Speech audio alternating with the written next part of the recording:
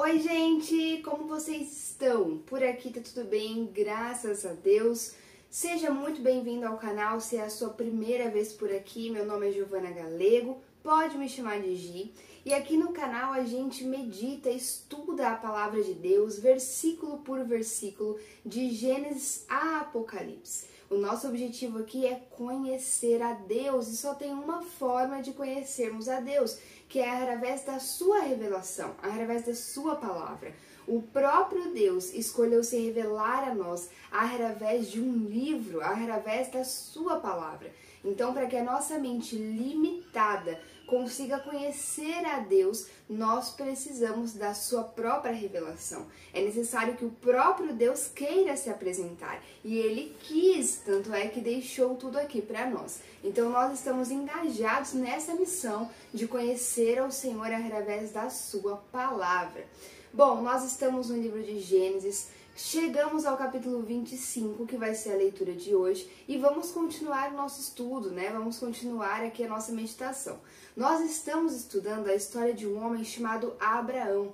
Abraão é um homem muito importante na fé cristã, porque Deus tinha um grande plano de salvação para a humanidade. Quando o homem pecou, Deus então já tinha um plano para salvar o homem da sua queda, do seu pecado e fazer com que esse homem retornasse ao seu coração, retornasse ao coração de Deus, porque essa é a vontade de Deus, que o homem retorne ao seu coração e então volte a viver em plena intimidade com o Senhor, só que agora para toda a eternidade. Esse plano de Deus envolvia fazer com que Ele mesmo nascesse aqui na terra, entre os homens, e então se entregasse em sacrifício por nós. Para que Ele pudesse nascer aqui na terra, o Senhor então vai começar a construir uma nação separada, uma nação que vai ser conduzida de uma forma diferente de todas as outras nações, de todos os outros povos, e através dessa nação o próprio Deus nasceria. Jesus Cristo nasceria, o próprio Deus entre os homens. Então, o Senhor escolhe um homem para que a partir dele ele possa formar essa nação. Ele escolhe Abraão. E eu acho muito especial ressaltar que Deus não escolhe apenas Abraão, mas ele escolhe o casal, Abraão e Sara. Deus trabalha com famílias. E no livro de Gênesis nós estamos vendo o desenvolver dessas famílias que vai culminar lá na frente, nos próximos livros que nós vamos estudar, em uma grande nação, a nação de Israel. E dessa nação nós veremos o nascimento do nosso Senhor Jesus Cristo. Mas calma, nós ainda estamos no começo da história. Nós estamos ainda estudando a história desse homem chamado Abraão, que foi escolhido por Deus para dar origem à nação de Israel. Nós começamos a estudar a história desse homem lá em Gênesis 12, e nós estamos percebendo que Abraão é um homem de grande fé. Constantemente isso é notório, isso é perceptível. Abraão é um homem de muita fé. Mas Abraão é um homem, e hoje o fim dele chegou. Assim como todos os homens passarão pela morte, Abraão, como sendo um homem, também passou por ela. E no vídeo de hoje nós vamos falar sobre esse momento da história deste homem, quando ele encerrou seu ciclo aqui na Terra. Hoje nós vamos falar sobre morte, mas nós também vamos falar sobre esperança. Então eu acredito que valerá a pena ficar até o final do vídeo. Fica aqui comigo que a gente vai conversar um pouquinho sobre esses assuntos que são delicados, são sensíveis, mas são necessários. Se você está precisando de uma dose de esperança, eu te convido a ficar até o final. Oi, gente! Como vocês estão? Por aqui tá tudo bem, né, Davizinho?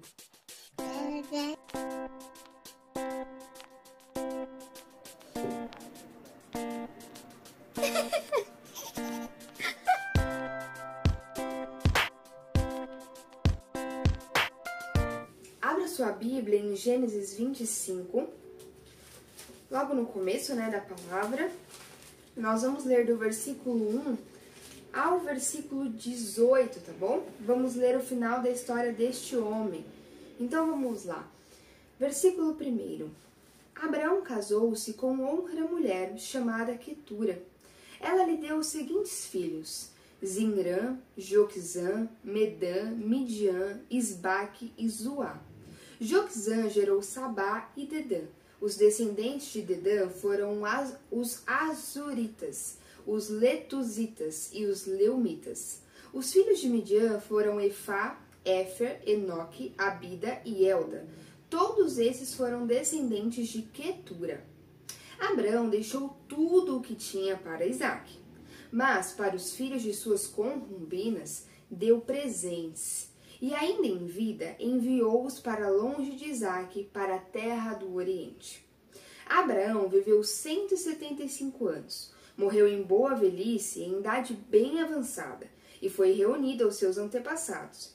Seus filhos, Isaque e Ismael, o sepultaram na caverna de Macpela, perto de Mare, no campo de Efron, filho de Zoar, o Hitita, campo que Abraão comprara dos hititas. Foi ali que Abraão e Sara, sua mulher, foram sepultados. Depois da morte de Abraão, Deus abençoou seu filho Isaque. Isaque morava próximo a Beer-Laroi. Este é o registro da descendência de Ismael, o filho de Abraão, que Agar, a serva egípcia de Sara, deu a ele. São estes os nomes dos filhos de Ismael, alistados por ordem de nascimento: Nebaiote, o filho mais velho de Ismael, Quedar, Adbeel, Mibizão, Misma, Dumá, Massá, Haddad, Temá, Getur, Nafis e Quedemá. Foram esses os 12 filhos de Ismael, que se tornaram os líderes de suas tribos. Os seus povoados e acampamentos receberam os seus nomes. Ismael viveu 137 anos, morreu e foi reunido aos seus antepassados. Seus descendentes se estabeleceram na região que vai de Avilá a Assur, próximo à fronteira com o Egito, na direção de quem vai para Assur, e viveram em hostilidade contra todos os seus irmãos. Hoje nós vamos até esse ponto aqui.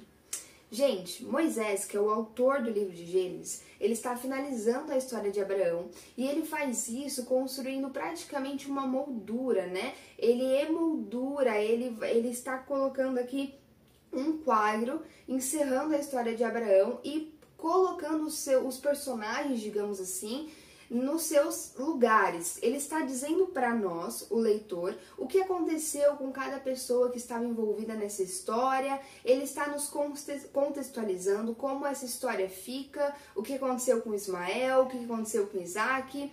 Ele está encerrando esse ciclo de Abraão para que então a gente possa, no próximo vídeo, começar um novo ciclo, começar uma história nova. Por que uma história nova? Porque agora um novo homem vai ocupar o centro dessa história e não mais Abraão. Então Moisés está encerrando essa história de Abraão, listando para a gente ali o que importa a respeito do final dessa história. E o que a gente percebe nessa leitura é que ele está nos mostrando a descendência de Abraão. Então, gente, existe uma importância muito grande em deixar registrado a descendência de Abraão. Perceba que Moisés não está escrevendo quantos bens Abraão tinha, quantas cabeças de boi, quanto espaço territorial. Não, Moisés encerra o ciclo de vida de Abraão registrando, né, contando esse fim pra gente, a partir do registro da sua descendência. A descendência tem a ver com legado, tem a ver com posteridade. Abraão falece, mas ele deixa algo para a posteridade. Ele deixa uma descendência. Gente, isso é muito precioso. Nós precisamos compreender que os filhos são presentes eternos. Almas são eternas. O corpo, aqui nesse estado de queda, ele apodrece e vem a morrer. Mas a alma não, a alma é eterna. Então, se o Senhor te deu um filho, Ele te deu um presente eterno. Seja grato ao Senhor por isso, honre a Deus por esse grande presente, cuidando com o máximo do seu coração, do seu empenho, dessas almas eternas que o Senhor confiou, que o Senhor deu a você. Esse, sem dúvidas, é o maior dos presentes, não é? E então Moisés lista pra gente aqui a descendência de Abraão. E ele começa falando a respeito de uma descendência que Abraão vai originar a partir de uma mulher chamada Quetura. Depois ele apresenta pra gente a descendência de Ismael. E no próximo vídeo a gente vai ver que ele vai começar a falar sobre a descendência de Isaque. Aí ele vai começar a falar sobre os filhos que Isaque gerou. Então veja só o desenho dessa história, né? Moisés está começando com Quetura, depois vem Ismael e por fim vem Isaque. Perceba que Moisés está seguindo uma ordem de importância para a história bíblica. Ele vai do menos importante ao mais importante para a história bíblica, tá? Eu não estou dizendo que os filhos de Quetura são menos importantes. Eu estou dizendo que dentro do texto bíblico, lembrando que a Bíblia conta a história da salvação, a Bíblia está sempre apontando para Jesus Cristo. Como eu disse no começo do vídeo, nós estamos aqui estudando o desenvolver de um plano de salvação que vai culminar na pessoa de Jesus Cristo. Então, o que é registrado aqui, o que Deus quis deixar registrado pra gente na Bíblia, é o que aponta para essa história. É o que é importante para a história da redenção. Então perceba que Moisés está fazendo uma espécie de funil. Ele começa colocando os descendentes de Quetura, depois vem os descendentes de Ismael. Por que os descendentes de Ismael vêm depois do de Quetura? Porque os descendentes de Ismael ainda vão aparecer aqui no relato bíblico. Então eles têm uma importância para nós leitores. Nós precisamos entender de onde eles vieram, entender qual é a história. Então Moisés vai e coloca a descendência de Ismael. Vocês devem ter percebido que ele dá inclusive mais ênfase a essa descendência, ele conta mais detalhes do que falou a respeito dos descendentes de Quetura. E depois de Ismael, então, como eu falei no próximo vídeo, vem os descendentes de Isaac.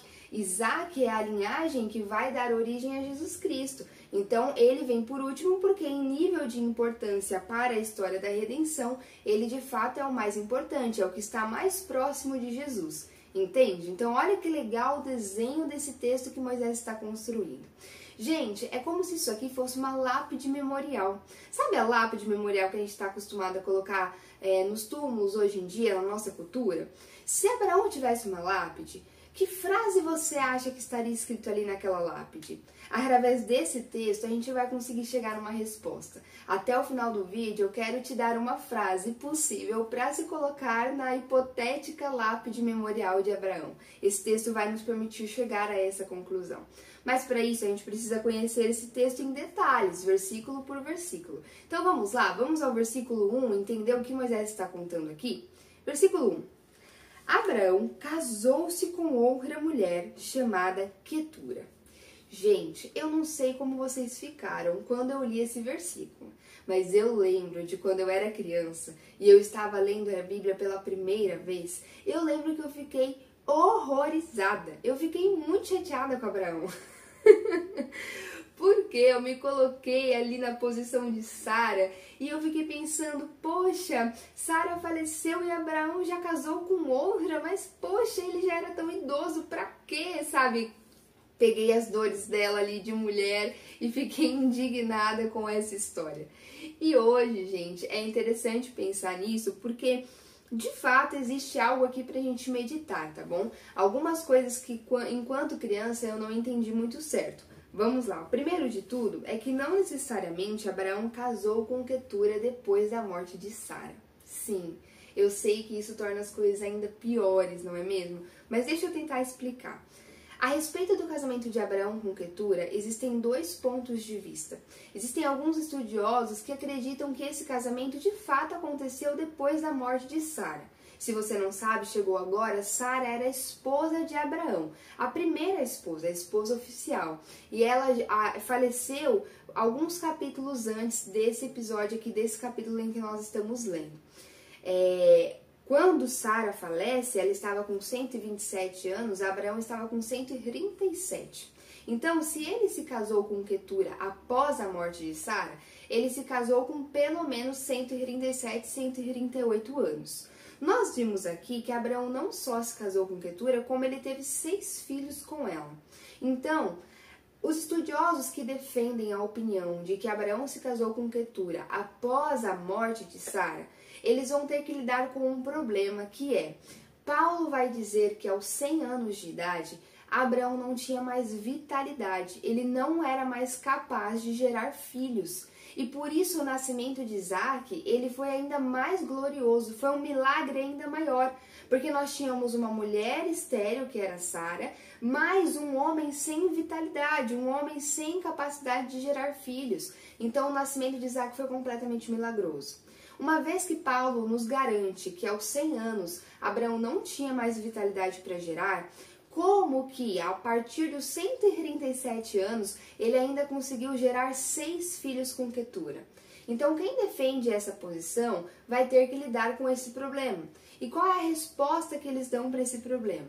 Eles explicam que provavelmente o milagre que o próprio Deus proporcionou na vida de Abraão através de sua fé, capacitando ele para gerar Isaac, teria se perpetuado e permitido que Abraão tivesse filhos depois de Isaac também. Entende? Eles estão dizendo que esse milagre não foi pontual, ele não foi só para gerar Isaac, mas foi a restauração da vitalidade de Abraão, de forma que ele pôde gerar Isaac e os filhos que vieram mais adiante. Ok, é uma resposta possível, né? João Calvino, inclusive, defende esse pensamento, essa posição.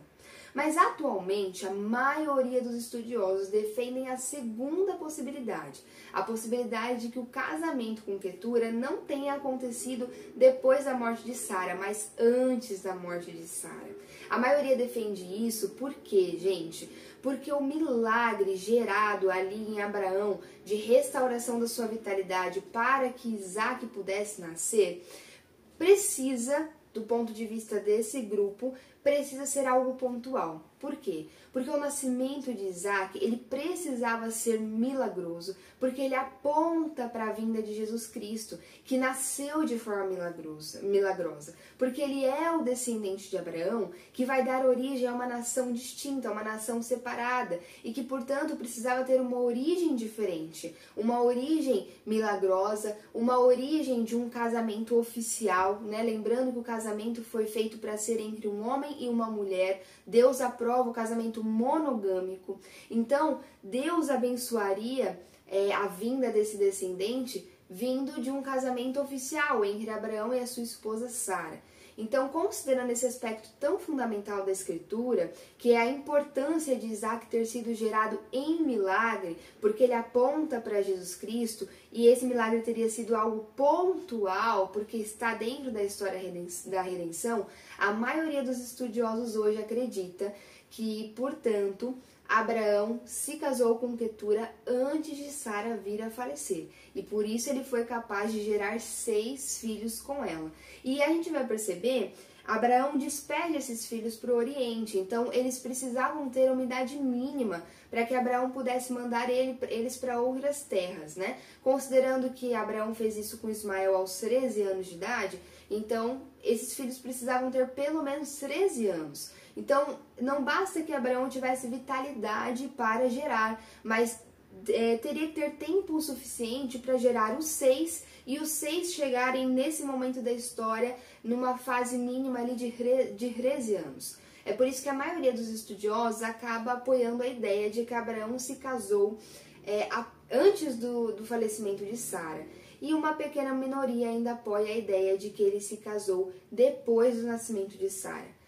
O que eu penso? Eu fico com esse lado de que pensa que Abraão se casou de fato antes de Sara falecer, porque eu realmente acho que faz sentido que o milagre do nascimento de Isaac seja algo pontual, seja algo marcado ali, que aponta para a vinda de Jesus Cristo. Senão, a gente poderia dizer que o nascimento dos 6 outros filhos de Quetura também seria um milagre, e aí não faz sentido com a história da redenção. Essa é a minha opinião, mas, gente, vamos ser bem sinceros, opinião é opinião, não é a verdade, entende? Vamos olhar para esse texto e vamos perceber nele que o autor aqui não estava preocupado em nos contar se o casamento o casamento com Quetura aconteceu antes ou depois da morte de Sara. O autor não está preocupado com isso, o texto não está preocupado com isso. Então, a gente não tem que ficar se apegando a esse detalhe, porque é aquilo, se Deus não quis que ficasse claro se o casamento aconteceu antes ou depois, é porque não importa. Então a gente não vai se ater a isso, entende? A gente não vai ficar gastando tempo com isso. A gente vai continuar a nossa jornada. E quando o Senhor quiser que a gente pare num versículo e realmente gaste tempo ali entendendo o que está acontecendo, então a gente fará. A Bíblia diz que aquilo que Deus escolheu revelar pertence a nós, e aquilo que Deus não quis revelar pertence a Ele. Ou seja, faz parte também, gente, do relacionamento com o Senhor, nos submetermos à soberania dEle.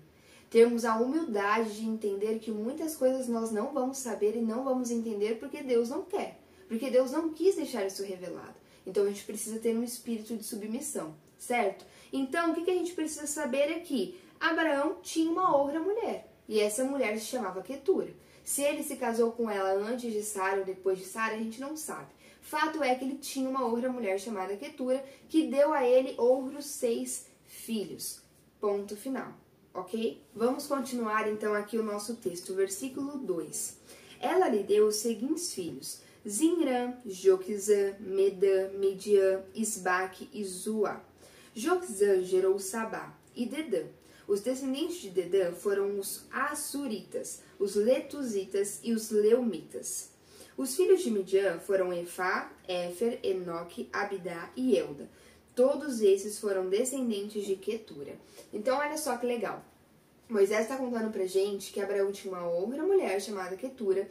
Essa outra mulher deu a ele 6 filhos e esses filhos também tiveram filhos. Então Abraão teve aqui vários netinhos. Olha que bênção, né? O Senhor permitindo que Abraão vivesse essa realidade da família, dos netos. Isso é realmente uma bênção muito grande. Outra coisa muito legal da gente perceber aqui é que os filhos de Quetura deram origem a povos inteiros. Então vocês viram, ó, que os filhos dela geraram Assuritas, Letuzitas e Leumitas. São povos que ocupavam a região do Oriente. Hoje não se tem tanto entendimento sobre quem eles eram de fato, como viviam, que região de fato eles ocupavam. Tem apenas uma ideia, né, de onde eles estariam, talvez ali pela Síria, alguma região assim.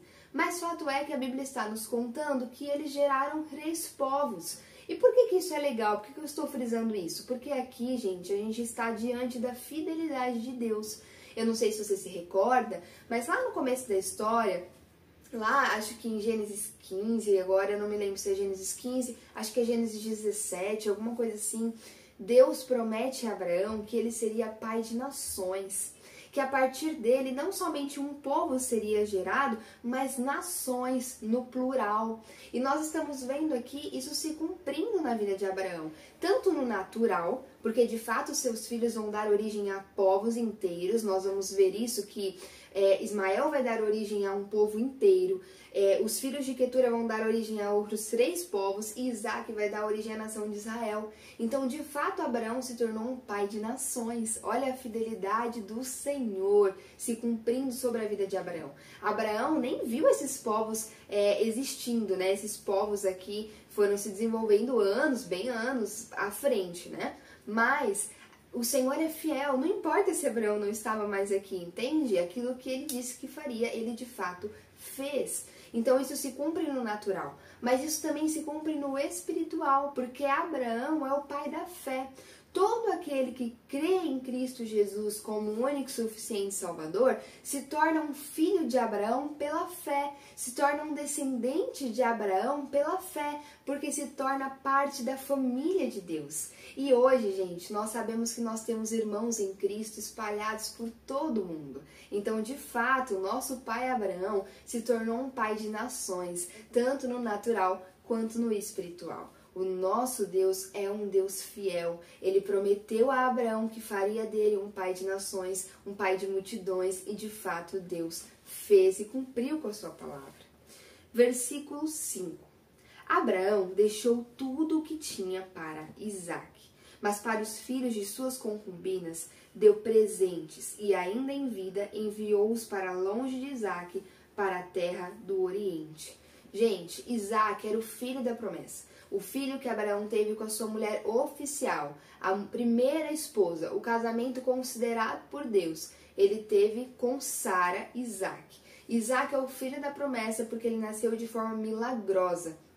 Sara era uma mulher estéril e tinha 90 anos. Abraão era um homem de 100 anos, já sem vitalidade, e ainda assim, através do relacionamento deles, eles geraram um filho. Filho esse chamado de Isaac, filho da promessa, gerado de forma milagrosa, para que a partir dele a nação de Israel se desenvolvesse e dessa nação nascesse o nosso Senhor Jesus Cristo, que também nasceu de forma milagrosa.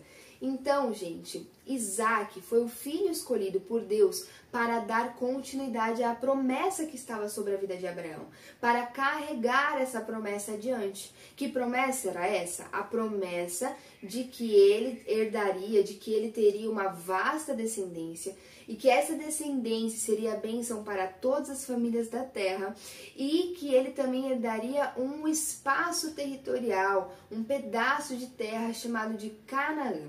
Essa promessa estava sobre a vida de Abraão e ela vai passar agora para Isaac. Ele então será o portador dessa promessa.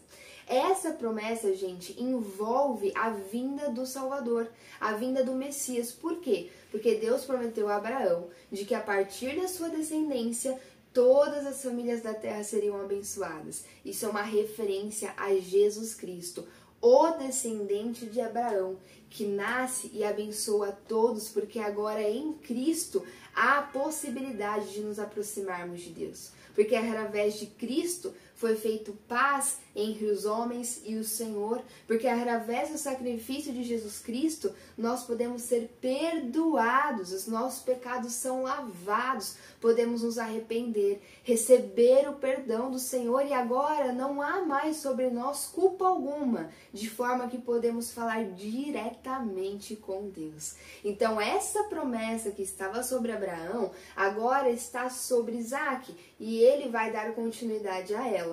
É por isso que era importante que Isaac fosse o único herdeiro de Abraão, porque ele herdaria não só os bens materiais, mas ele também herdaria a promessa e daria origem a toda uma descendência. Então era importante, gente, que não houvesse disputa entre ele e os irmãos, porque aquela terra de Canaã havia sido dada à descendência de Abraão pela promessa, e agora essa promessa estava sobre Isaac. Então era importante que os irmãos não brigassem ali para dividir a terra de Canaã, porque Deus havia dito que a terra de Canaã pertenceria a Isaac e a sua descendência. Por isso precisava ser dessa forma. É por isso que Abraão entrega toda a sua herança para Isaac, porque ele está obedecendo a uma ordem de Deus e também está obedecendo a um costume da época.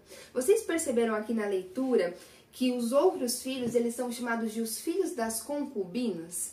Então, gente, vamos entender o que são concubinas. Concubinas era uma espécie de serva que compartilhava do leito com o seu senhor. O que eu quero dizer com isso? As concubinas não eram consideradas esposas nem de segunda classe, né? Então você tinha a esposa oficial, a primeira esposa, e você tinha a segunda esposa, a terceira esposa e as concubinas. As concubinas eram servas que tinham que se deitar com seus senhores, se essa fosse a vontade deles, e elas poderiam gerar filhos deles. O problema é que os filhos gerados pelas concubinas não eram considerados filhos legítimos e, portanto, eles não tinham direito a nenhuma herança.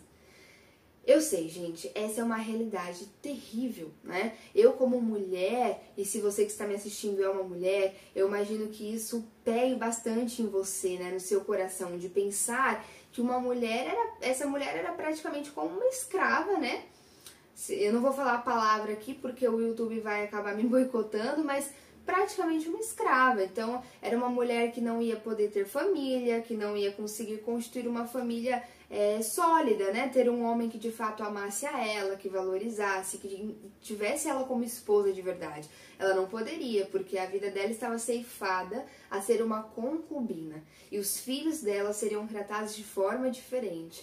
Então eu sei que isso é terrível, né? E agora a gente está diante de uma situação em que o patriarca, o nosso pai Abraão, um homem de tanta fé, um homem que nós admiramos tanto, a gente acaba de descobrir que ele tinha concubinas. E essas concubinas, provavelmente aqui, diz respeito a Agar e a Quetura. Ah, mas Quetura não se casou com Abraão? Ela não era esposa? Então, gente, a palavra diz que Abraão se casou com Quetura, mas os filhos de Quetura vão ser tratados como filhos de concubina, eles não vão receber herança. E em 1 Crônicas, o autor de 1 Crônicas, quando lista a descendência de Abraão, ele coloca Quetura como uma concubina também. Então, provavelmente, gente, Quetura também era uma concubina e não uma esposa.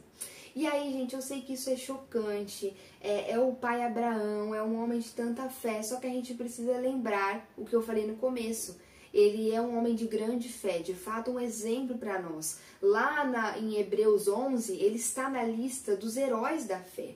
Homens que a gente tem sim que ter inspiração pela fé que eles tinham em Deus. Mas eles eram homens, ainda assim. O que eu quero dizer com isso? Eram pecadores. Careciam da misericórdia e da graça de Deus. Tinham suas falhas. E falhavam de acordo com a época. O que eu quero dizer de acordo com a época? Existem pecados que são culturais, não quer dizer que o Senhor aprove, mas quer dizer que existe uma grande tendência da gente se entregar a eles, porque são pecados que são praticados corriqueiramente, que todo mundo ao nosso redor faz, e aí antes que a gente perceba, a gente está fazendo também, entendeu? Então Abraão vivia numa época em que ter concubinas era uma coisa natural, era uma coisa comum. Todo mundo tinha, não tinha problema em relação a isso. Os homens tinham várias esposas e além das esposas tinham várias servas, várias concubinas. E aí você deve se lembrar que até Gênesis 16, se eu não me engano, Abraão não aderia a esse costume. Abraão não tinha concubina, Abraão só tinha Sara como esposa. Até esse ponto da história, ele era fiel à sua esposa e não havia se deitado com nenhuma outra. Mas aí Sara vai ficar desesperada porque eles já estavam com idade bastante avançada, já tinham saído da sua terra natal obedecendo ao Senhor, havia sobre Abraão a promessa da descendência, mas nada de um herdeiro. E aí Sara vai ficar desesperada diante dessa situação e ela vai pensar que era responsabilidade dela entregar o marido dela para uma serva. Por quê? Porque na época se fazia isso. Na época, a mulher que entregava o marido para a serva, caso ela não conseguisse ter filho, era uma boa mulher. Era uma mulher que estava zelando pela descendência do homem. E aí Sara vai acabar abrindo mão desses valores e ela vai ceder à cultura da época. E ela vai oferecer Agar, a sua serva egípcia, para Abraão. E Abraão então se deita com Agar e ali nós temos o nascimento de Ismael. Provavelmente, gente, após Abraão ter se deitado com Agar, ele provavelmente abraçou essa prática, se entregou, entende? Abraçou essa prática e começou a ter concubinas, mesmo isso sendo reprovável aos olhos de Deus. E aí você deve estar se perguntando, poxa, mas e Deus nessa história toda? Deus aprova isso? Não. Deus não aprova, gente. A poligamia é pecado, é algo reprovável diante dos olhos de Deus. Deus não fez o casamento para ser poligâmico, Deus não fez o casamento para ser dessa forma, Deus não fez a mulher para ser uma serva, né?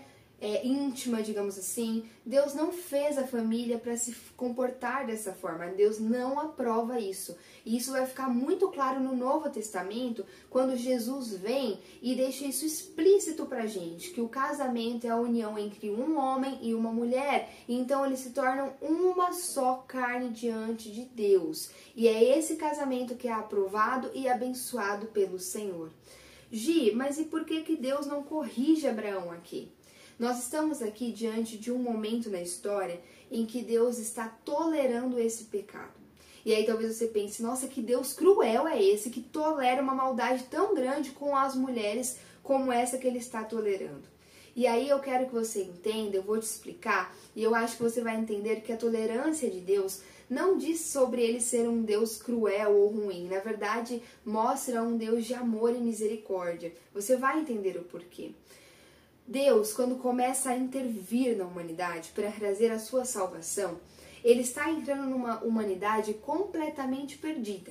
O pecado, gente, nos tornou completamente depravados. Não existe nada em nós de bom. O que existe de bom em nós provém de Deus.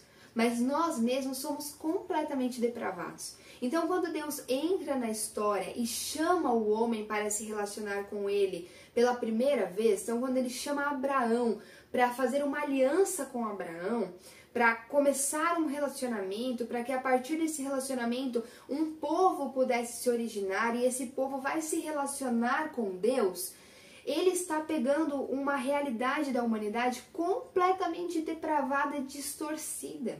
E Deus então vai começar a alinhar as coisas de glória em glória, ou seja, pouco a pouco. O que a gente percebe na vida de Abraão muito claramente é Deus chamando Abraão para que ele adorasse somente a Deus. Uma coisa que é totalmente absurda no período em que Abraão vivia, em que a idolatria era generalizada. As pessoas serviam a milhares de deuses, elas não tinham nenhum problema com isso. Existia um Deus para cada coisa. Então, o Deus verdadeiro, o único Deus existente, aparece para um homem e diz para ele, olha, adore somente a mim, caminhe comigo, caminhe comigo. Então ele está chamando a atenção de Abraão para ele. E esse é o primeiro ponto, é a primeira coisa que Deus vai fazer na vida de um ser humano, é chamar a atenção desse homem para ele. Porque só assim ele vai conseguir trabalhar nos outros aspectos. Nós primeiro precisamos ir a ele, primeiro precisamos inclinar o nosso coração única e exclusivamente para ele. E a partir disso, ele então vai começar a lapidar todas as áreas da nossa vida. Deus fez isso ao longo da história. Você vai perceber aqui no canal, com nossos estudos, você vai perceber essa crescente. Você vai perceber que Deus começa tratando essa questão da idolatria, chamando a atenção do homem para ele. Aí lá em Moisés, Deus vai dar a Moisés a lei. E aí na lei de Moisés, Deus vai começar a especificar várias coisas que estavam em desacordo. E não somente a lei no sentido dos 10 mandamentos, mas nós vamos ver Moisés nos apresentando também a lei sanitária, a lei cerimonial. Então Deus começa a alinhar tudo na vida do homem, colocando diante do homem como ele deveria viver. E aí sabe o que acontece? O homem descobre que ele não consegue viver dessa forma. Ele não consegue viver de forma alinhada ao coração de Deus. Ele quebra a lei constantemente. E aí, por quebrar uma aliança, o homem precisa agora morrer, porque ele quebrou uma aliança. E o pacto da aliança foi um pacto que envolvia sangue, um pacto que, olha, quem quebrar a aliança precisa morrer. Então, quando Moisés apresenta a lei e o homem não consegue praticar aquela lei, porque o coração do homem é completamente oposto e avesso ao coração de Deus, o homem então fica em desespero, porque ele não consegue viver dessa forma. E aí a gente continua vendo o agir de Deus, até que no Novo Testamento Deus envia a esperança ao mundo. Deus nasce entre os homens, Jesus Cristo nasce e Ele vai cumprir toda a lei que nós não fomos capazes de cumprir, e mesmo tendo cumprido toda a lei, Ele morre em nosso lugar, porque nós quebramos a lei, então nós precisávamos morrer. Mas aí Jesus vai lá e morre em nosso lugar, e como Ele cumpriu com toda a lei, Ele é santo, Ele é justo, Ele morre e vence a morte. Porque sobre ele não há injustiça alguma, sobre ele não há culpa alguma, então ele vence a morte, ressuscita, e agora ele estende vida a mim e a você. Porque sendo ele aquele que cumpriu toda a lei, ele resolve perdoar aqueles que não conseguem cumprir nada da lei por conta própria. E agora, por causa do sacrifício de Jesus, existe sobre mim e sobre você o Espírito Santo, que vai nos ajudar a nos conformarmos ao coração de Deus, pouco a pouco, de glória em glória. Por que eu estou falando tudo isso? Porque da mesma forma que Deus foi tolerante ao longo de toda a história, tolerando certos pecados e sendo mais duro com outros tipos de pecado, conforme o tempo foi passando, ele foi então agregando aquelas outras coisas que precisavam ser ajustadas. Assim Deus também opera na minha vida e na sua vida. Ele é tolerante com a gente porque ele é um Deus de misericórdia. A Bíblia diz que Deus tolera muita coisa para que nós venhamos ao arrependimento. Então a tolerância de Deus, gente, tem a ver com o tempo que Ele nos dá para nos arrependermos. Deus é paciente, Deus é longânimo. A palavra longânimo diz respeito a demorar para alcançar a ira, para atingir a ira. Demora para se irar. Entende? Então Deus é longânimo, Ele é paciente, Ele é misericordioso, Ele é tolerante. E isso é uma atitude de amor. Ele sabe que nós não conseguimos simplesmente de um dia para o outro nos tornarmos santos como Ele é. Então Ele é tolerante, Ele nos dá tempo para nos arrependermos. E o Espírito Santo vai atuando em nosso coração pouco a pouco, de glória em glória. Então aqui, diante do pecado de Abraão, tendo essas concubinas, Deus está sendo tolerante, Deus está sendo misericordioso, Deus está sendo gracioso. E assim Ele é também na minha e na sua vida. E aí a pergunta que eu tenho para mim e para você: se Deus é tolerante com a gente, se Deus, sendo Deus que é santo, perfeito, o único que poderia não tolerar nada, porque Ele é digno, sim, de toda exaltação, Ele é digno de exigir da gente perfeição, porque Ele é perfeito.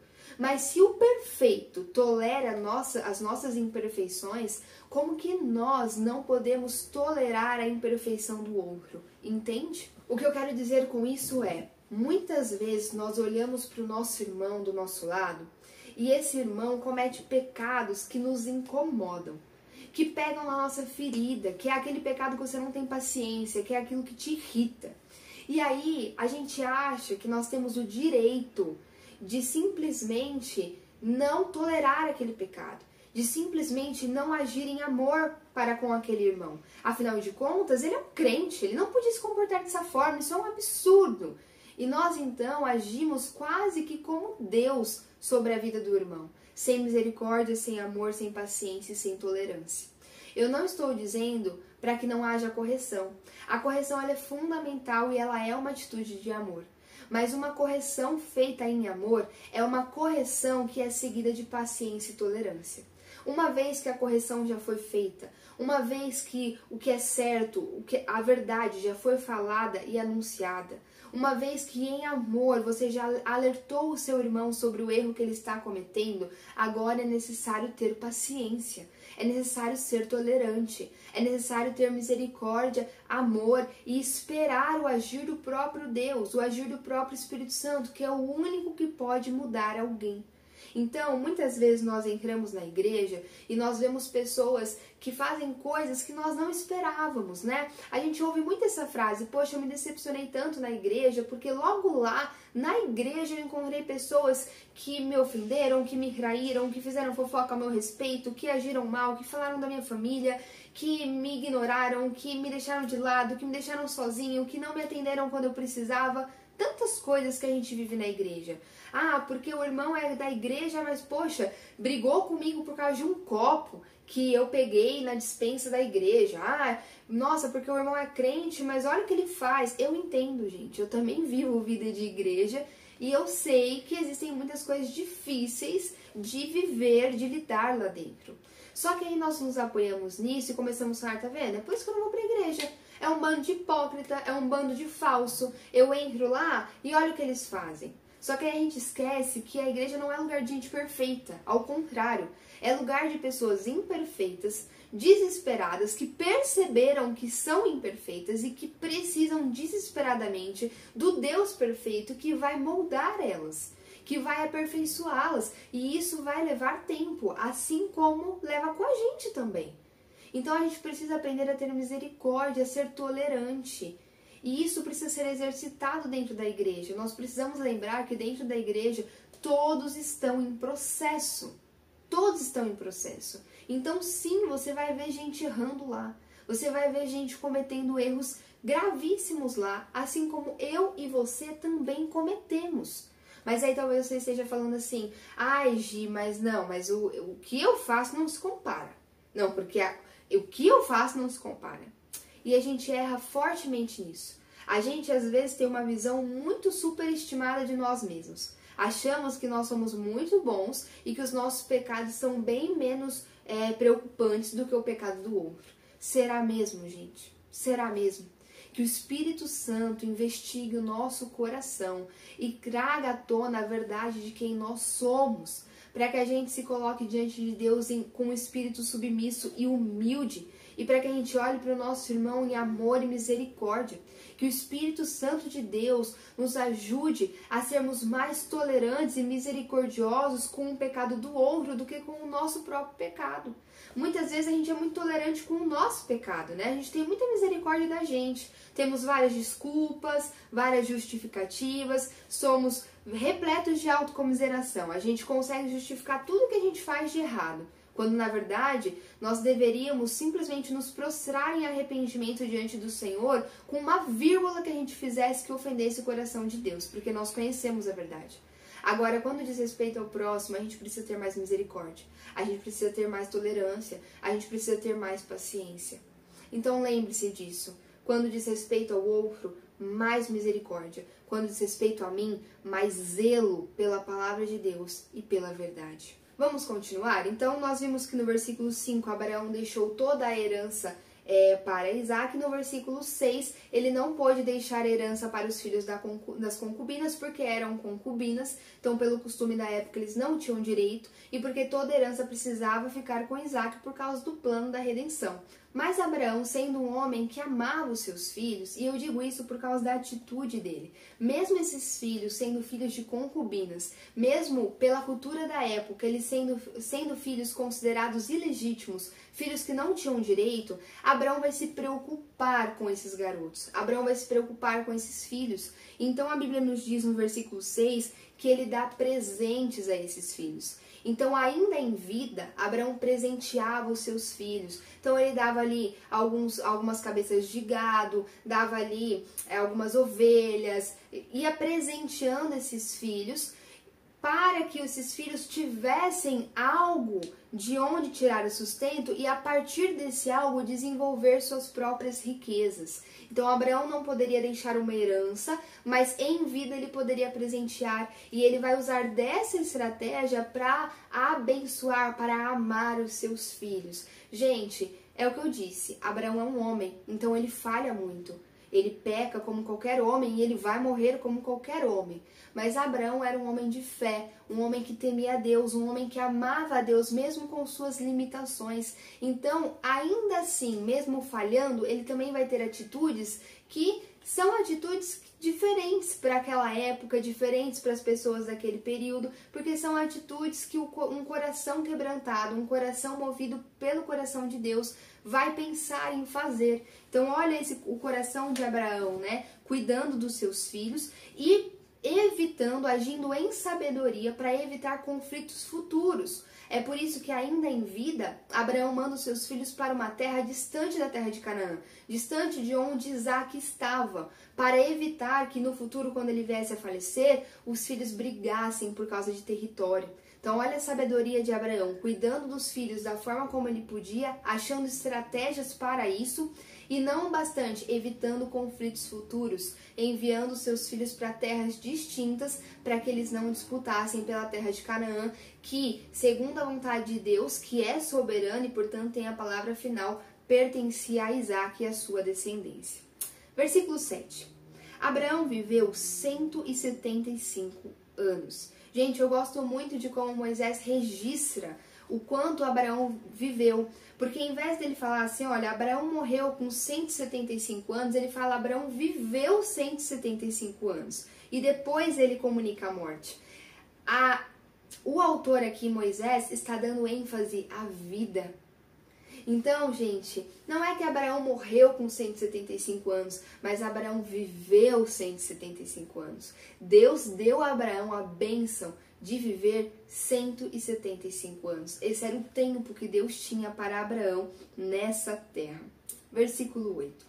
Morreu em boa velhice, em idade bem avançada, e foi reunido aos seus antepassados. Bom, como eu disse, Abraão era um homem de grande fé, mas Abraão era um homem. E como todo homem está destinado a morrer. A morte, gente, é uma maldição que está sobre o homem. Nós morremos porque estamos em estado de queda. Ao mesmo tempo que a morte é uma maldição, ou seja, nós só morremos porque pecamos, lembra? Depois do pecado de Adão e Eva que Deus falou, do pó veio, ao pó voltará.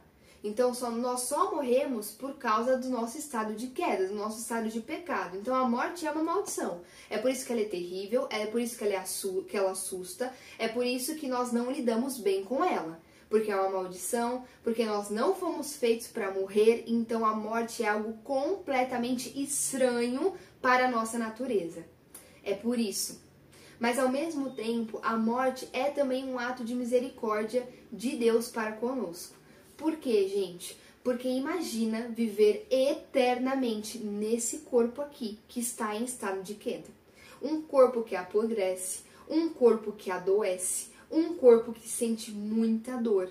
Imagine viver assim eternamente. Com certeza você já deve ter ouvido falar ou infelizmente acompanhou pessoas que adoeceram e que sofreram muito por causa dessa doença em vida. Sentiram muita dor, passaram longos dias no hospital.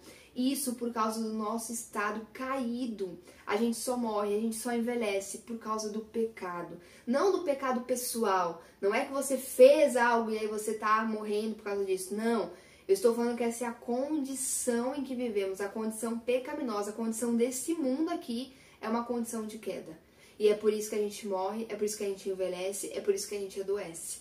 Então a morte também é um ato de misericórdia de Deus, porque é uma forma de Deus interromper esse processo, de não deixar que a gente sofra assim eternamente. Mas existe um momento em que esse processo vai ser interrompido. Lembra que eu falei que a morte não é natural pra gente, porque a gente não foi feito para isso, é algo completamente estranho? Então, nós possuímos um corpo e possuímos uma alma, um espírito. Só que a nossa alma, o nosso espírito, ele é eterno. E o nosso corpo não, o nosso corpo se decompõe. A nossa alma, o nosso espírito é eterno porque nós fomos feitos para sermos eternos. O problema é que quando nós pecamos, nós então agora vamos ter que passar pela morte, porque o nosso corpo se tornou um corpo deteriorável. O nosso corpo se tornou um corpo que se desfaz ao longo do tempo. E a nossa alma, o nosso espírito também se tornou um espírito morto. Só que aí, quando Jesus chega na nossa vida, o que ele faz? Ele vivifica o nosso espírito. E agora o nosso espírito não é mais morto, o nosso espírito é vivo. Então com Deus nós podemos verdadeiramente viver, porque agora nós temos um espírito vivo. A gente vê coisas que não via antes, a gente entende coisas que não entendia antes, a gente se comunica com Deus como não podia se comunicar antes. Então nosso espírito é vivo, mas o nosso corpo ainda é um corpo em estado de queda. E ele só vai sair desse estado quando Jesus Cristo voltar, a igreja for arrebatada, e então nós seremos transformados num piscar de olhos. Num piscar de olhos, o nosso corpo caído, que adoece, que dói, que envelhece, será transformado em um corpo de glória, um corpo sem vestígio de pecado, um corpo como deveria ser antes da queda. E esse corpo não envelhece, não adoece, não dói, não passa pela morte. E então viveremos a vida eterna com o nosso Senhor. Você entendeu por que a morte é estranha pra gente? Porque ela é assustadora, porque ela é terrível? Mas você entende que enquanto cristãos nós podemos ter esperança mesmo diante da morte? Porque para o cristão a morte não é o fim. Para o cristão a morte é o último inimigo que nós vamos vencer. Porque depois dela ainda existe uma eternidade todinha para ser vivida ao lado do nosso Pai, com um corpo completamente novo, glorificado, não vive mais os vestígios da queda e do pecado. Então, versículo 8 diz que Abraão morreu em boa velhice. Então, Abraão morreu, e a Bíblia diz que ele morreu em boa velhice. Esse termo boa velhice, gente, diz respeito à qualidade da velhice de Abraão, a qualidade da vida de Abraão. Em outras traduções pode estar escrito assim, ó, que ele morreu e viveu uma vida boa, longa e feliz. Em outras traduções pode dizer que ele viveu fartos dias. O original permite que a gente traduza dessas diferentes formas, mas o que a gente consegue resumir e compreender que a moral dessa frase aqui é dizer que Abraão terminou seus dias bem. E o que significa terminar bem? Não é que Abraão terminou seus dias sem sofrimento, sem dor, sem envelhecer. Não, gente. ele era um homem natural como nós, estava destinado a passar pela morte. O seu corpo era um corpo caído como o nosso, um corpo que envelhece, um corpo que adoece, um corpo que sente dor. Então não é isso que está dizendo, mas está dizendo que ele terminou a sua vida satisfeito.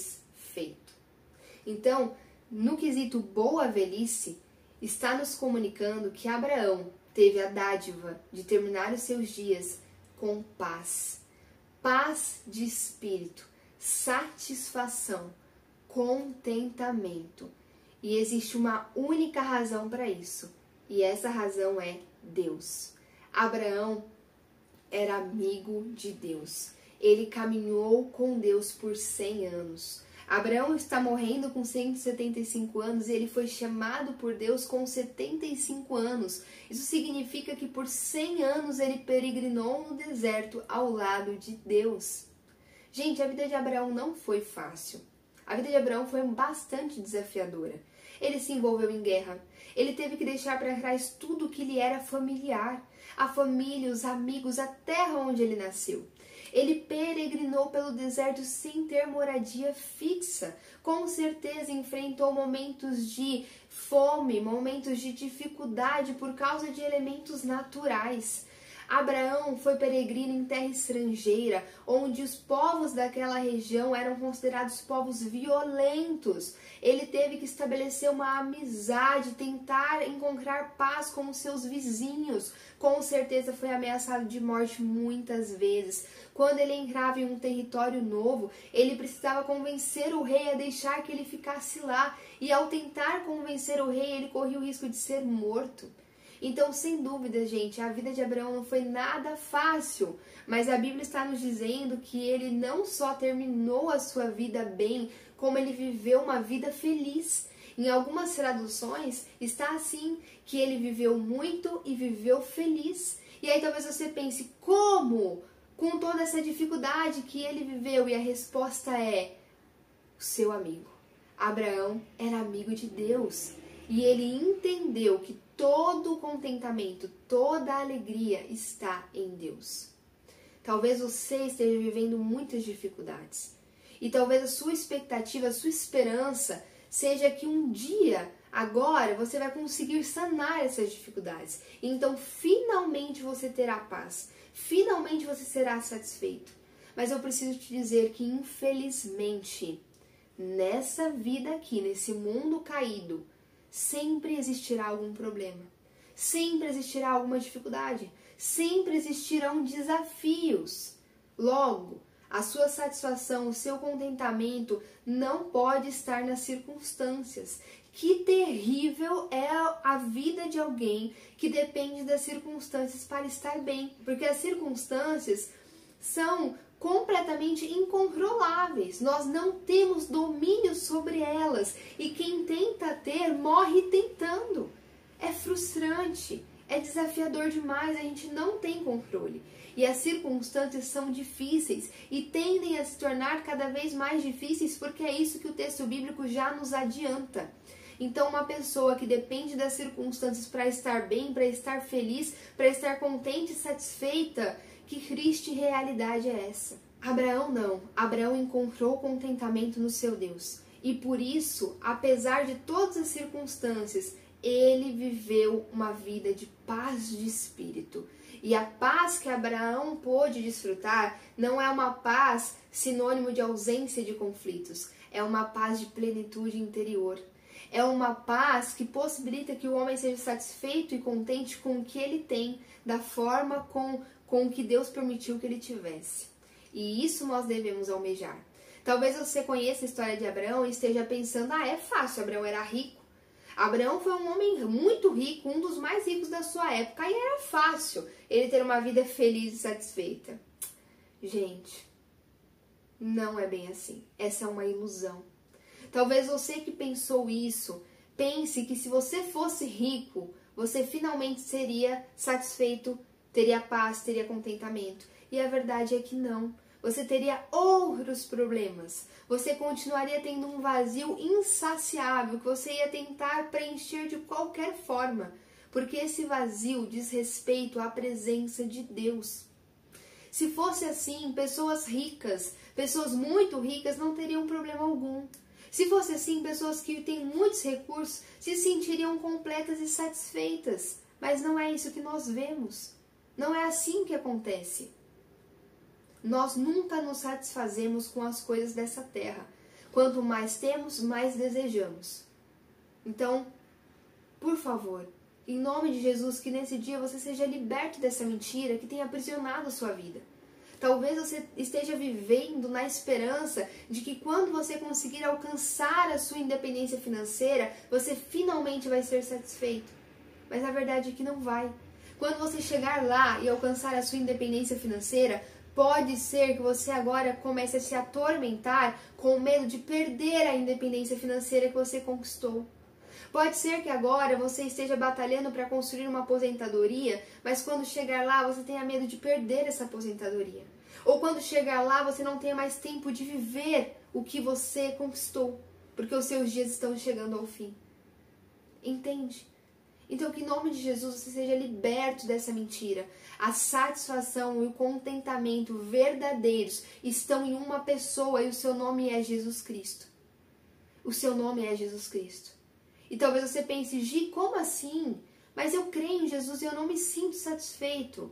Eu entendo você, eu também tenho meus momentos de insatisfação. Mas é porque nós ainda estamos em processo.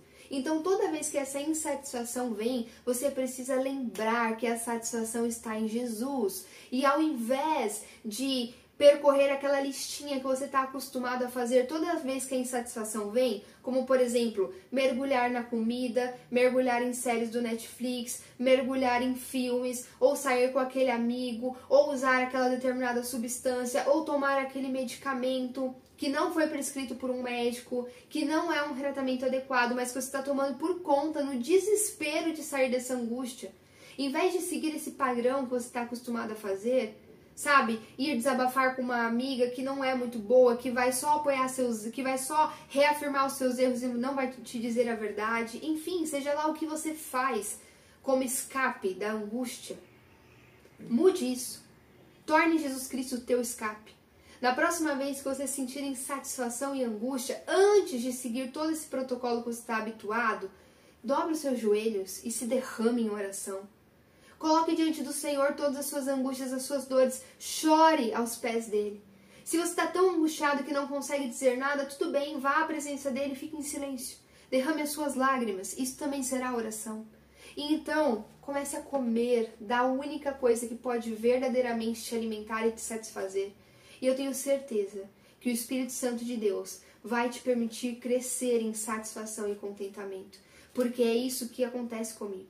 Eu também tenho os meus momentos de angústia, de insatisfação. Eu tenho os meus dias em que eu acordo e parece que nada faz sentido, que nada me alegra, que nada me dá vontade de sorrir. Eu tenho os meus momentos.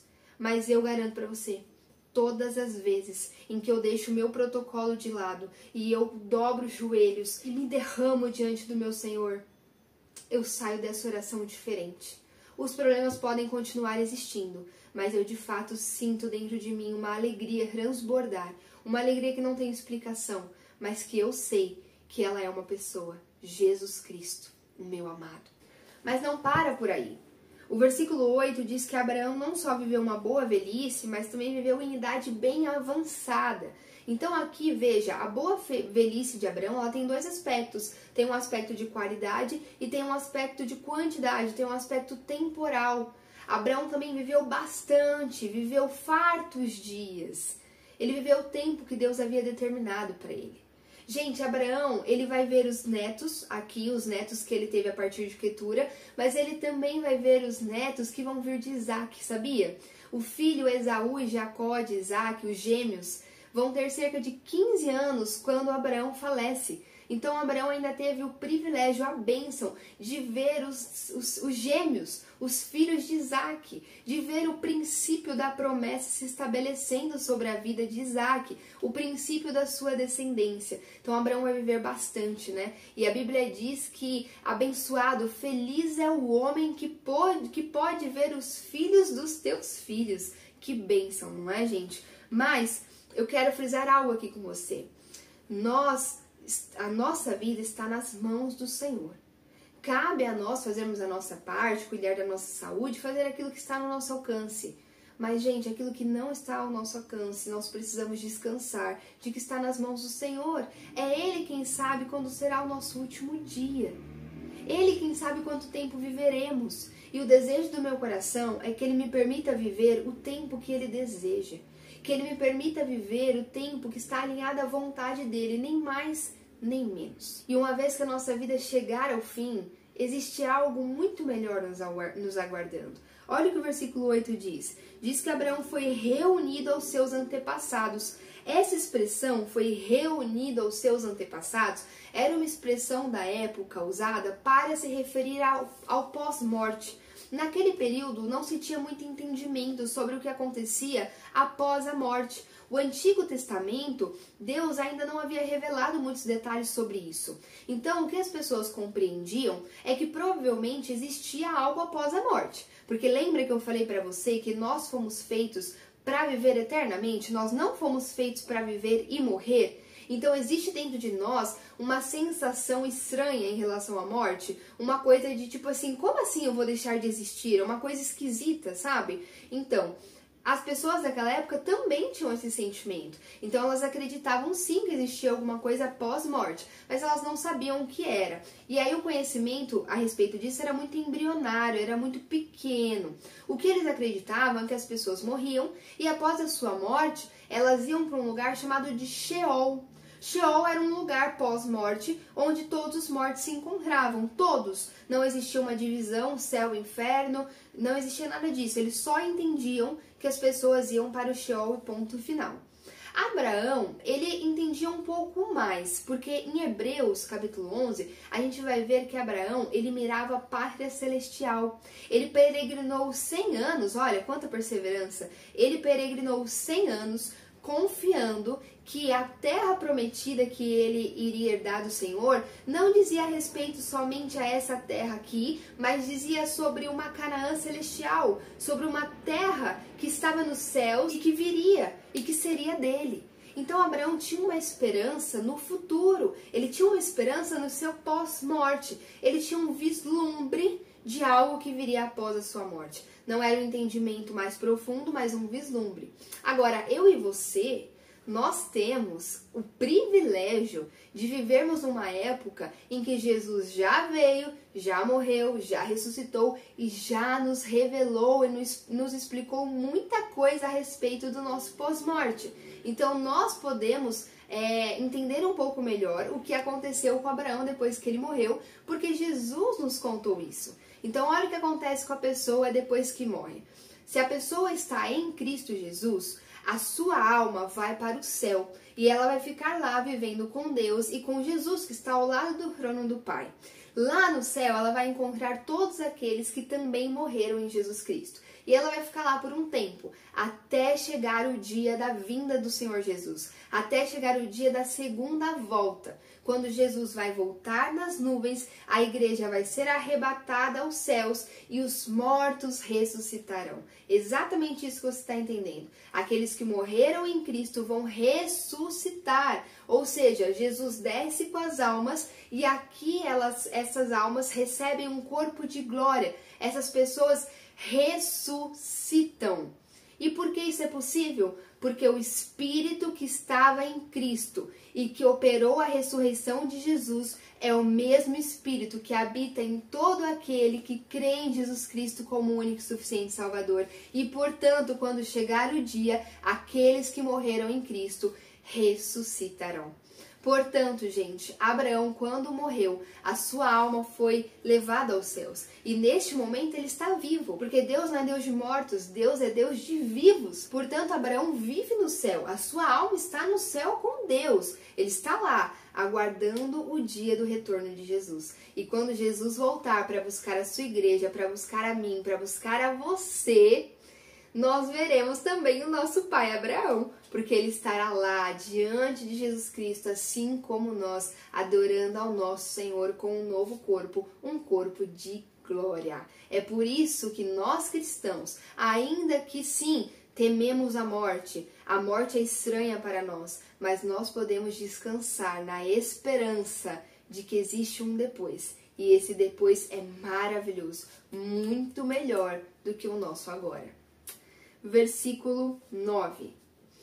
Seus filhos Isaque e Ismael o sepultaram na caverna de Maquipela, perto de Mare, no campo de Efron, filho de Zoar o Hitita, campo que Abraão comprara dos hititas. Foi ali que Abraão e Sara, sua mulher, foram sepultados. Gente, vocês devem se lembrar, quando Sara faleceu, Abraão então vai se mobilizar para comprar um lugar de sepultamento. E ele compra uma caverna, a caverna de Maquipela. Ali ele sepultou Sara e agora ele vai ser sepultado pelos seus filhos Ismael e Isaque. Vocês devem se lembrar que Abraão faz questão de ser sepultado na terra de Canaã, por isso ele compra a caverna de Maquipela, porque isso mostra a fé que ele tinha na promessa de Deus, de que aquela terra pertencia a ele e à sua descendência, por isso ele queria ser enterrado ali, porque nem a morte o separaria da promessa do Senhor. E de fato ele vai ser enterrado ali pelos seus filhos, por Ismael e por Isaque. Os outros filhos de Quetura estavam lá? Não sabemos. A Bíblia não diz. Então nós não sabemos. Pode ser que sim, pode ser que não.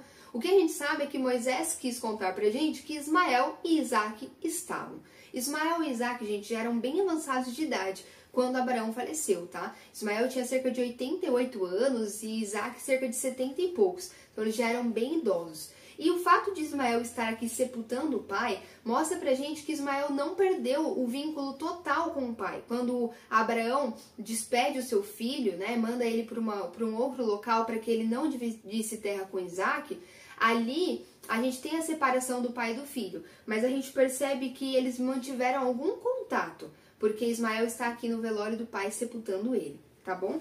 Mas agora eu te pergunto, o homem que carregava a grande promessa, importantíssima no plano da salvação, morreu. E agora? Acabou? E agora? O plano de Deus já era?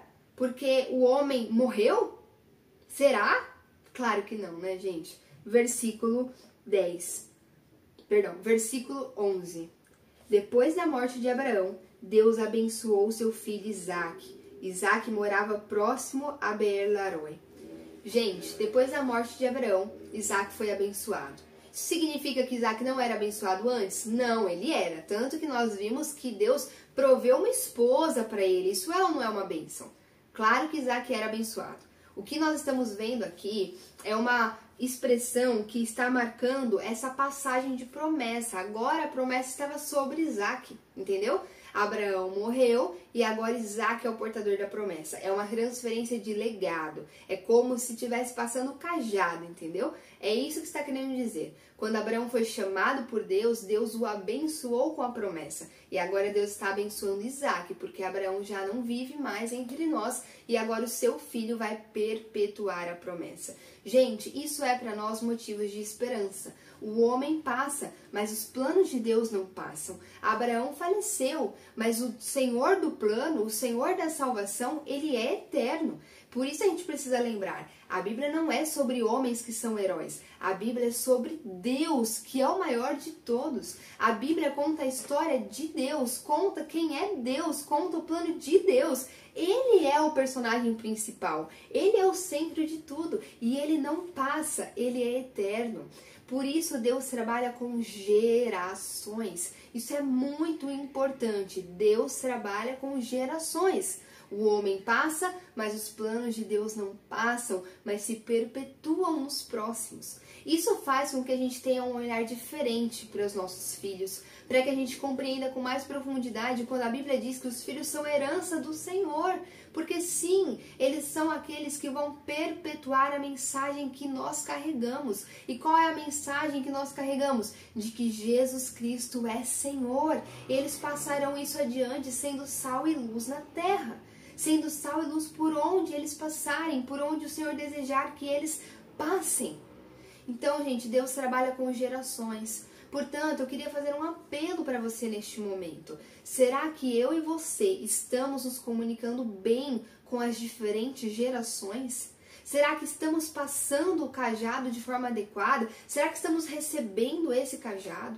Se você é uma pessoa mais avançada em idade, será que você está sendo tolerante com o jovem? Está amando o jovem? Afinal, você também foi jovem um dia. Está abençoando esse jovem com a sua sabedoria, tendo amor e paciência com a fase em que ele se encontra? A Bíblia diz que os mais velhos devem orientar os mais novos. Você está fazendo isso? Você está passando a sua sabedoria para essa próxima geração? Ou você está apenas condenando essa geração, dizendo que essa geração não presta, essa geração é perdida mesmo, e se esquecendo que a sua geração tem responsabilidade sobre isso? A sua geração precisa educar essa geração. A sua geração precisa orientar, transmitir sabedoria a essa geração nova. Então, será que como alguém mais avançado em idade, alguém que já está mais para frente na linha da história, você está abençoando aqueles que estão vindo ou você está amaldiçoando? Não se esqueça que não se trata sobre você, mas sobre o povo de Deus. Então, tenha amor, misericórdia e paciência. Se você que está me ouvindo faz parte da nova geração, é alguém mais jovem, será que você está sendo sábio e ouvindo o que os mais velhos têm a dizer? Será que realmente tudo que o mais velho tem a te comunicar não vale a pena? É perda de tempo? É ultrapassado? Será mesmo? Ou você não está perdendo o seu tempo e cometendo erros que poderiam ser evitados se você ouvisse alguém que já passou pelo que você passou? Será que você não poderia estar evitando sofrimento se você ouvisse aquele que veio antes de você? Lembre-se, não é sobre você, é sobre o povo de Deus. Então seja sábio, seja diferente. Não é porque você é jovem que você precisa ser imaturo. Não, aqueles que estão no Senhor, há sabedoria disponível para o mais novo também. Aceite o conselho do mais velho. Caminhe em harmonia. Gente, vamos parar com essas divisões. Vamos parar com essas... Ah, não, eu não vou nesse culto porque só vai idoso. Ah, não, eu não vou nesse culto porque é só jovem. Jovem não sabe o que faz, não gosta da música deles. Nós somos o povo de Deus. E o povo de Deus precisa ser multigeracional. O povo de Deus, o verdadeiro povo de Deus, tem todas as idades. E nós precisamos aprender a conviver. E isso é importante. Porque Deus é um Deus que trabalha através das gerações. Eu quero aproveitar isso também para falar com você que está desanimado com a realidade da igreja. Para você que está decepcionado com a igreja. Que você olha para os escândalos que acontecem, você olha para o Instagram e para os escândalos que aparecem lá, você abre o YouTube e tem vários canais de fofoca gospel que contam vários absurdos e vários escândalos e muita coisa feia acontecendo, ou você vai assistir uma pregação e é uma pregação que só exalta o ego humano, você vai assistir outra pregação, é uma pregação herege, você vai assistir outra pregação, é uma pregação irresponsável, onde a pessoa não se debruçou sobre o texto, não estudou, onde a pessoa está falando o que ela acha, o que ela quer, o que ela gosta. E você está se sentindo sufocado com isso e você pensa, o que está acontecendo? O que está acontecendo? Será que existe esperança para nós? Será que realmente existe uma igreja de Cristo? Porque eu não enxergo. E esse sentimento no seu coração é sincero, não é que você está sendo arrogante, não é que você se acha superior, mas é que verdadeiramente você chora, o seu coração sangra diante da realidade da igreja. Se essa é a sua realidade, eu quero falar com você. Talvez assim como eu, você conheça alguma coisa sobre a história da igreja e já tenha se questionado a respeito de algumas coisas. Na história da igreja, nós vemos momentos de avivamento, momentos em que a igreja era fervorosa, em que a igreja temia a Deus. Não é que era fervorosa no sentido de que era barulhenta, e nada contra, gente, não é isso. O que eu tô querendo dizer era uma igreja que temia a Deus, uma igreja que amava a Deus, em silêncio ou em barulho, não importa. De um jeito, de um determinado jeito, ou de outro jeito, mas não importa, amavam a Deus, no profundo do coração. Desejavam viver uma vida de santidade, proclamavam o nome de Cristo, Cristo era o centro. Se arrependiam de seus pecados, pessoas verdadeiramente se convertiam em massa, se convertiam ao Cristo, e não ao gênio da lâmpada que vai resolver todos os seus problemas e realizar os seus desejos. Quando a gente olha para a história da igreja, a gente lê relatos impressionantes sobre tudo isso que aconteceu. E a gente sempre percebe algumas figuras, alguns homens e mulheres que se destacavam nessas histórias. E aí parece que depois que eles falecem, é questão de tempo para que tudo se amorne novamente. É questão de tempo para que tudo se perca novamente. E muitas vezes eu me peguei com esse questionamento no coração. Poxa, Deus, será que é assim? O Senhor levanta um homem, ele morre, tudo se perde? Tudo se esvai? Qual é o sentido disso? E às vezes isso nos torna até desanimados para praticarmos a obra de Deus. Porque você pensa, poxa, eu vou trabalhar, mas depois é se desfazer mesmo. Muitas vezes você também está com esse sentimento, assim como eu já tive, nós somos seres humanos. Nós também nos animamos. Nós temos o nosso momento de queda. Mas aí o Senhor vem e preenche o nosso coração de refrigério. E o que o Senhor me fez compreender é que, ao contrário do que eu pensava, nenhuma obra no Senhor é vã. Nenhum trabalho no Senhor é vão. E eu não estou falando só sobre o trabalho explicitamente feito na igreja. Mas você que não trabalha na igreja, mas trabalha num departamento, trabalha num departamento de escritório, trabalha no mercado, trabalha no hospital, trabalha numa sala de aula.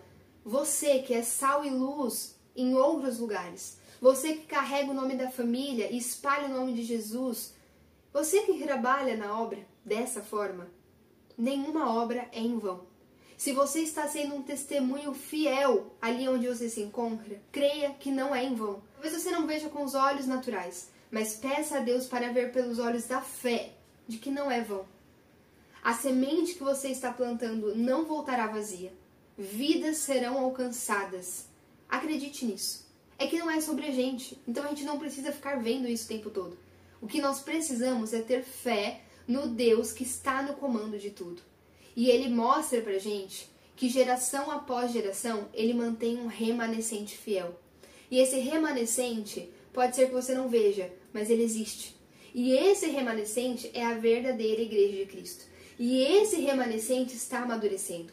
Esse remanescente é temente a Deus. Esse remanescente ama o Senhor profundamente. Esse remanescente quer ter vida de santidade. Esse remanescente tem Jesus Cristo como centro da sua vida e proclama Jesus por onde quer que vá. Esse remanescente existe.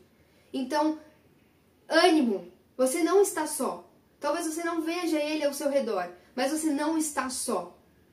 Existe um remanescente. Quando um homem falece, o Senhor já tem a próxima geração, que ele já estava trabalhando nela para continuar perpetuando o seu nome. Acredite nisso. Quando Abraão faleceu, já existia um Isaac para receber a bênção e continuar carregando a promessa. Tenha fé, o Senhor é fiel e Ele vai cumprir o que prometeu. Ele disse que a igreja estaria pronta quando Ele voltasse para nos buscar. A igreja estaria madura, pronta para receber o Senhor. E isso vai acontecer. A igreja do Senhor Jesus estará pronta. Então ânimo, levante-se, permaneça, persista, persevere. Porque se você é parte desse remanescente, você vai continuar. E nós estaremos prontos quando o grande dia chegar. Versículo 12.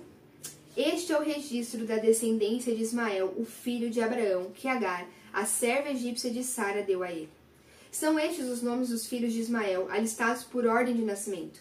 Nebaiote, o filho mais velho de Ismael, Quedar, Adbeel, Mibzão, Mismar, Dumá, Massá, Haddad, Temar, Getur, Náfis e Quedemar. Foram esses os 12 filhos de Ismael, que se tornaram os líderes de suas tribos. Os seus povoados e acampamentos receberam seus nomes.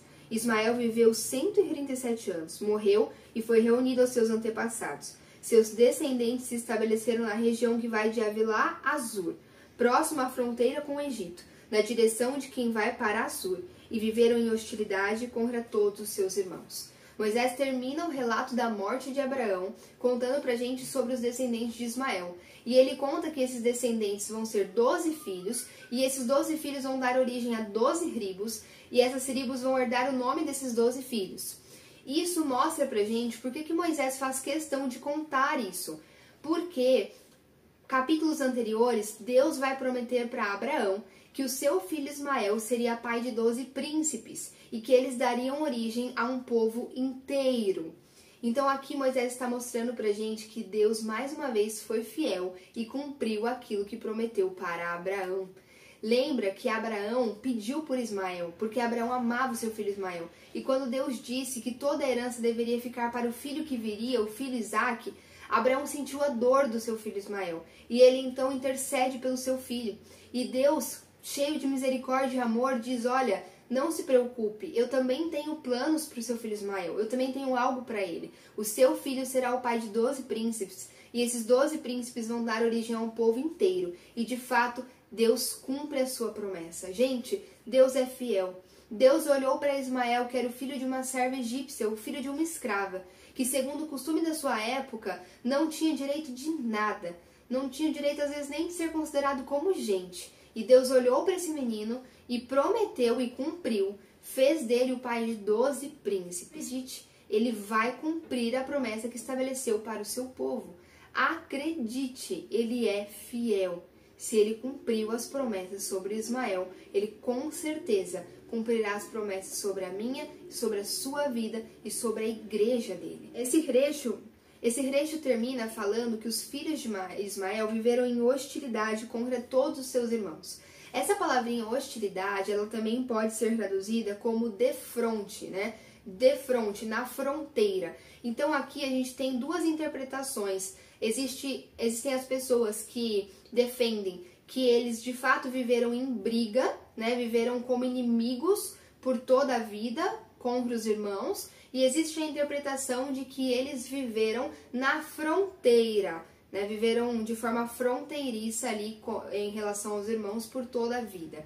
Gente, independente de um ou de outro, o fato é que a promessa se cumpriu na vida de Ismael, porque quando Deus falou com Agar, ele falou que o seu filho viveria em hostilidade contra todos os seus irmãos. Eu acabo ficando com a opinião de que é mais em relação ao conflito e à guerra do que à fronteira, porque quando Deus promete para Agar, ele também diz para Agar que seu filho seria um homem valente, um homem dado à guerra, um homem dado à espada.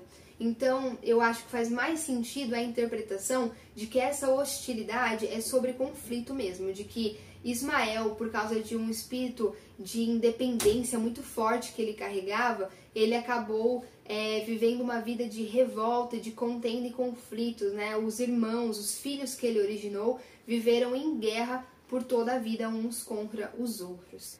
Abraão faleceu, mas Isaque já era nascido e estava sobre ele a promessa do Senhor. Eu quero concluir esse vídeo trazendo esperança ao seu coração. Existe uma promessa sobre a Igreja de Cristo. Existe uma promessa para o nosso futuro. Jesus Cristo voltará para nos buscar e a igreja estará madura. E você pode se apoiar nessa esperança. Você pode se apoiar nessa verdade. Porque no texto de hoje, nós também vimos que o nosso Deus é um Deus fiel. É um Deus que cumpre o que diz. Até o fim da vida de um homem, ele foi fiel em todo o tempo ao seu servo Abraão.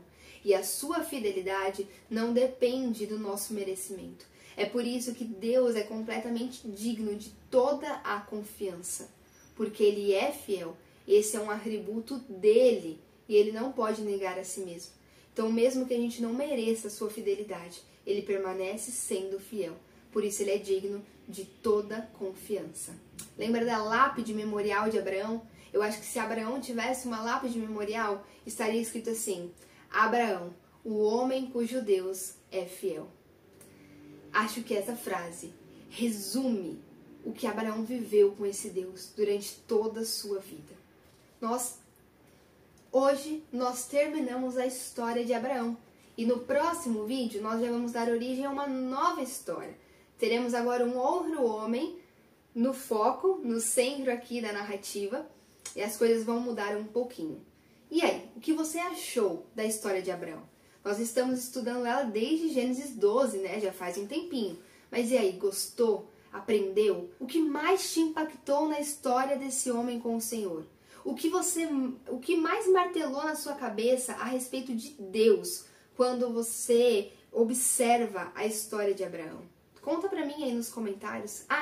E se você teve uma ideia de frase para colocar na lápide de Abraão, que você acha que seria muito bacana, que você gostaria, comenta aí nos comentários para eu ver o que você pensou. Deus te abençoe, eu espero te ver no próximo vídeo. Beijo!